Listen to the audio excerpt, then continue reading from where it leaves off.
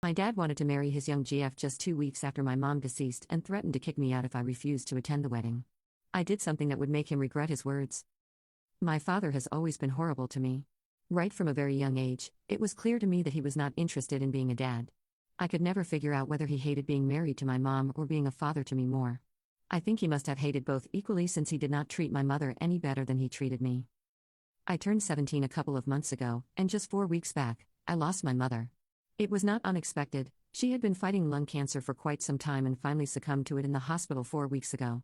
She had been diagnosed 3 years ago, and since then, it felt like I had been holding my breath.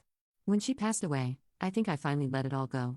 She was my best friend, and even now, it feels surreal not to have her around. Most importantly, she was the only person who protected me from my father. I grew up in a house where my parents fought over something or the other every single day. It was very clear that they did not love each other, and I honestly don't even know why they were married. Every time I asked my mother why she had married him, she would tell me that they had loved each other at some point. They would always make up, but I was never able to forgive my father as quickly as my mom did. I had advised her to leave him several times because sometimes, when they were fighting, he would say absolutely horrible things to her. He would say things like how he regretted ever being with her and having a child with her, and he wished she passed away from her disease so he could move on with his life. I would tell her to leave repeatedly, but she just refused, and I don't know why.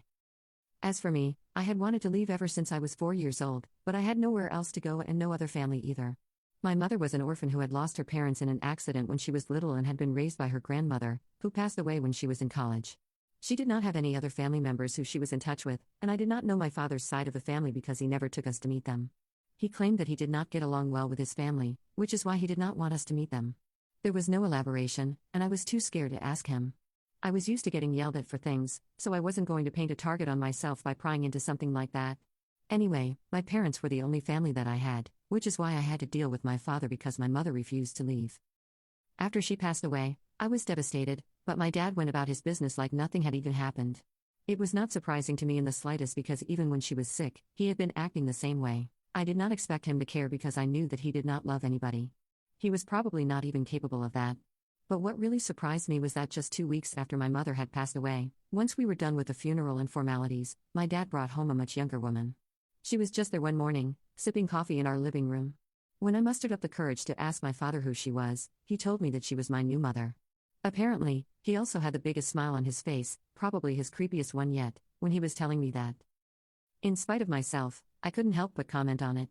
I told him that it was a bit too soon to bring home his girlfriend since it had been just 2 weeks since my mother had passed away. That earned me a lecture from him about how this was going to be my stepmom in a few days and how I needed to respect her. He told me that he did not care that I had just lost my mother, I had to respect her the same way and treat her just like I had treated my own mom. I was beside myself with anger and tried to argue with him, so he dropped another bombshell on me and told me that he was getting married. He said that ever since my mother's diagnosis, he had known that she would not be able to make it because she had always been weak and fragile ever since he had known her. So, he had started looking for replacements, that's literally the word he used, since then, and he had been with Melissa, his girlfriend, for the past 2 years. He told me that now that my mother was finally out of the way, he was going to get married again and make sure that her passing did not affect his life in any way. It finally made sense why he had been unaffected by my mother's sickness and death so far. He had replaced her. I was disgusted and honestly just repulsed by him. I told him that I would not be attending the wedding, and I expected him to say that he was fine with that because, honestly, why would he care? But then he told me that it was necessary for me to attend, which took me by surprise. When I asked him why, he told me that only if I attended would he be able to make this seem normal and acceptable to other people. Apparently, according to him, my being present at the wedding would mean that I had accepted it. If his own daughter did not have a problem with this marriage, nobody else would have any reason to comment on it either. So, basically, he needed me to be there so it would seem less depraved, which in itself was pretty psychotic. I honestly believe that my father had lost his mind since not only was he saying such weird and senseless things, but he was also getting married just 2 weeks after his wife had passed away without caring about what other people would say. And not just that, the woman marrying him was just a couple of years older than me. She was 25 at most. I don't know her exact age, but she couldn't be older than that, and my dad is in his late 40s. It's creepy enough as it is, but the fact that this guy is somebody who recently lost his wife to cancer and should be grieving right now but is instead getting married and expecting his daughter to pretend like this is all normal and that she supports it, it's a total recipe for disaster. I really think that he belongs in a straitjacket in a padded room. When he told me that he was marrying Melissa, I told him that there was no way I could attend this wedding, and if he wanted to get offended at that, he was welcome to do so. But then he told me that he would not just be getting offended, he would be kicking me out if I did not attend. He would also make sure that I did not get access to the college fund that he and my mother had been setting aside for me ever since I was born. I thought that was majorly unfair because, like he said, it was not just his money that had gone into the college fund but also my mom's, and I believed that I was entitled to it. But unfortunately, I could not force him to hand over that money to me since it's not required by law to do so. It was not like he had set it up specifically for that use since there were no documents to prove it. So, basically, if I did not attend that wedding, I would be getting kicked out, and I wouldn't have any prospects of going to college either.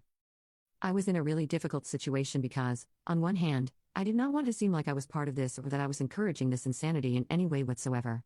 But on the other hand, I also had to look out for myself because there were still a couple of months to go before I left for college, and I couldn't afford to lose out on money since I did not have any of my own. It would take some time for my mother's will to get processed, and only then would I get the inheritance. So, for now, it did not seem like I had any other option but to attend the wedding and make it seem like I was supporting my father. I was told about the wedding last week, but I honestly couldn't bring myself to accept it. So, I decided that I had to go all out in order to stop this from happening or at least try to do something to his face. I told my father that I would be attending the wedding, but then I started trying to look for something, anything, to disrupt what was going on because I just couldn't bring myself to allow this to happen. I honestly didn't even know what I was looking for, I just wanted something. And I got really lucky, miraculously lucky.